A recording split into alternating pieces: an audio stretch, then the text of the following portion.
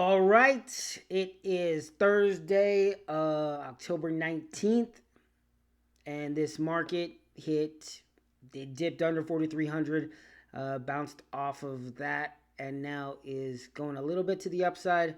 I don't see this, sustaining through the end of the day, but who knows? But that's not what I want to talk about. I did want to talk about gold, but I talked about it. I recorded a video and it was like 30 minutes long. So I need to cut it down a bit and talk about the main points of my opinion on gold.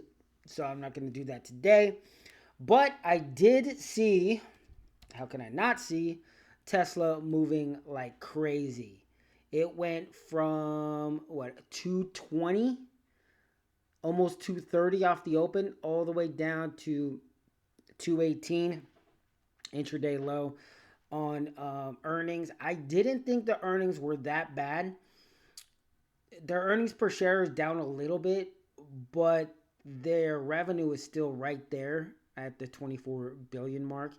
And you have to remember that they do have a cult following in their cars, in their product, and they also have a cult following on their stock. So as soon as people get off work, as soon as people take their lunch, as soon as people wake up tomorrow or Monday and say, hey, Tesla's back at 220, Tesla's back at 215, they're going to open up their wallets and they're going to buy some more. They're not watching it today.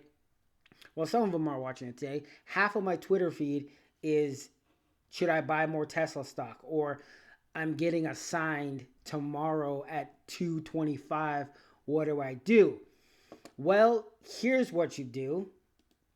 And I'm going to show you. This is why we trade. These are the days that we make money.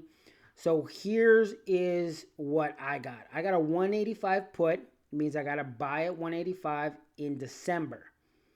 And I got a 125 put here. So worst case scenario, I lose 6,000. That's fine. That's worst case scenario. That's if Tesla goes all the way down to 125. Then I lose 6,000. But is that better or worse than paying $100 or $18,000 in holding stock? Who knows? I may just get this assigned and then sell this one for a profit. That's an option as well. So doing a spread, you have more options. Okay, so let me do this.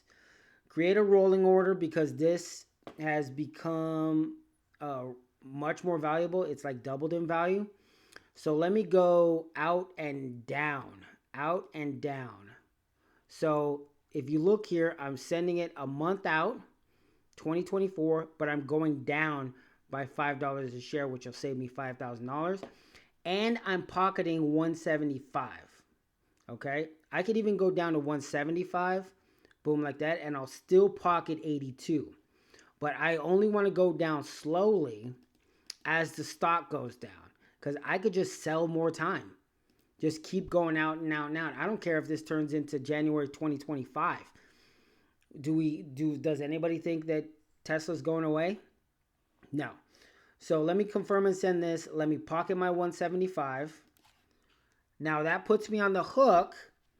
That puts me on the hook for January 2024 of buying Tesla at 180. Now, where is my protection? I don't have protection anymore because this 125 is in December. So what I could do is I can roll this one as well, see how much it'll cost me. And go out to January. That's a $50 debit. Okay, to go to January. So out of that 175, then it's going to pull $50. But let's go out. That's going to cause me $60. So what if I increase the spread a little bit? Because I went 5,000 down in the put I sold. So why don't I go 5,000 down in this one and then keep that same spread? So I'm still on the hook for 6,000, worst case scenario, but I'm moving the whole thing down and pocketing $140. And where does that $140 come from? It comes from this month right here of time. I'm selling time for $140. Okay, so let's do that. Send that. So I bought that. So I'm pocketed $140 on that spread. And remember, I still have this January spread out there for 165. This one did not depreciate nearly as much because it's not as close to the strike. So let me see if I roll this to February, what it'll do. So create rolling order. See how it automatically moved to February. Let me do out and down again. Pocket $92. Take it down $5. So I pocket that money, and then let me get my protection back. I'm at 130 right here. That's the 130. Let me create that rolling order. Boom. Let's go down 5. Cost $40. Or I could even keep it the same. Let's see what keeping it the same would do. $68. Now let me go down 5. I could even go down more because the chances that it reach 120 is slim. But let's do the $40. So I'll pop $50 on this.